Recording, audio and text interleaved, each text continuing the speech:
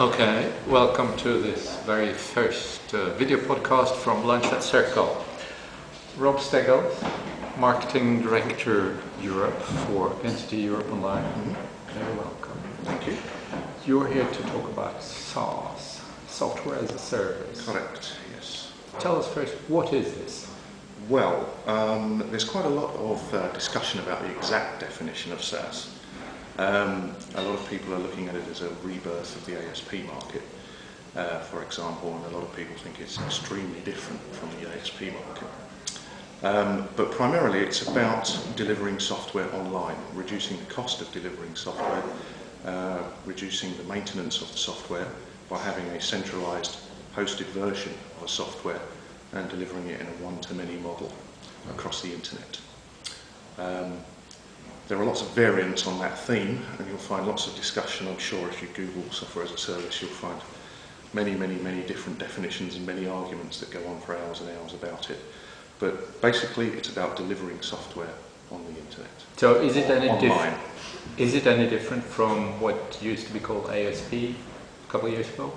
Well, the technology has moved on quite a lot, both the software architecture technology and the delivery technology. So there are some key differences in terms of the architectures that are used.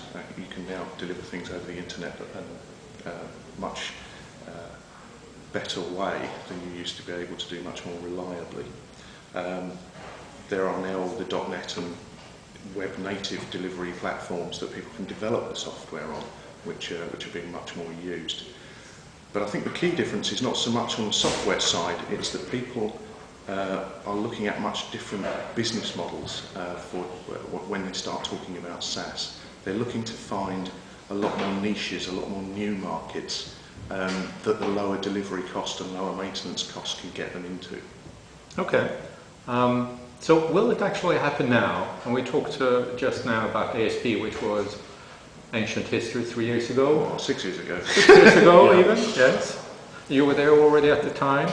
Will it happen now? It is already happening. I mean, we have many customers. I work for a hosting company, but we have many customers who are software companies who are already delivering their software online, delivered in written in a web native way, and are achieving many benefits from it. Benefits like the fact that they have one central version of the software allows it to be maintained much more easily. It allows them to make updates to that software much more easily, rather than sending around an update pack to everybody. They prefer getting their revenues on a monthly basis, on an annuity basis, rather than as one-off license costs as well. So it's already happening. I think Gartner, if I remember correctly, the Gartner report about software as a service had 5% of all software spend in 2005 on software as a service type applications, and obviously they're predicting huge growth for this. I think it goes up to about 25% in 2009. So it is already happening. You talked about the benefits for customers. So if we look at it from three different perspectives, looking at it from enterprises, the big company or small company point of view on one side, or from the entrepreneur's point of view, the person or the company who wants to create a new business, or from an investor's point of view who want to invest in growing markets. What do you think are the opportunities for these three different groups of companies? Starting with the entrepreneurs and really swinging in behind them are the venture capitalists. The entrepreneurs side, the benefits of delivering the software using a SaaS model are quite clear. As I've just said, there's a lower cost of maintenance because you have only one software instance to manage, or it's centrally hosted, several instances of software, and updating that and maintaining it is a lot easier. Delivery to a much wider audience is much more achievable for those companies on a much lower investment level to get the thing going.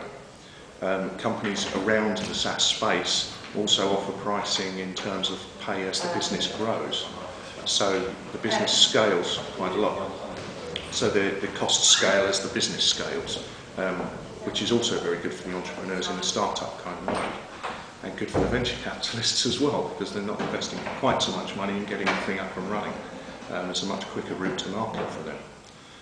On the enterprise side, there's a lot of threats as well as benefits. Benefits in you can have much wider reach of your software if you're delivering them centrally from an enterprise, but also departments can choose to use certain pieces of software and pay per user rather than buy licenses for the entire enterprise, which is another key aspect of SaaS and also of ASP, it has to be said. That you can pay per user, so individuals or departments can sign up to use certain bits of software that they would find value for in their work, their daily work, without going through the IT department necessarily, because it's used online. The software does not reside in the organisation. You can take the same model and use it as a delivery model within an organisation. There was a great story of someone in the military not being able to talk to their family while they were away because the security policies on their laptop, obviously in the military they're not allowed to use very much at all other than military applications, but the security policies did not allow them to use instant messaging. But they could access the internet, so they could go online, get an instant messaging client that's delivered software as a service and use that to talk to their family. It's a similar thing. You can get around a lot of policies and you can use it individually. Salesforce.com is the classic poster child for the whole movement, which starts off as a sales department function and then moves their branches out into many more CRM activities. Well, thank you very much, Rob. Thank you. Rob Steggles, Marketing Director of Entity Europe Online. If you want to know more about software as a service, you can listen to the Sound podcast that we will record at the lunch event that Rob will be speaking at in 15 minutes.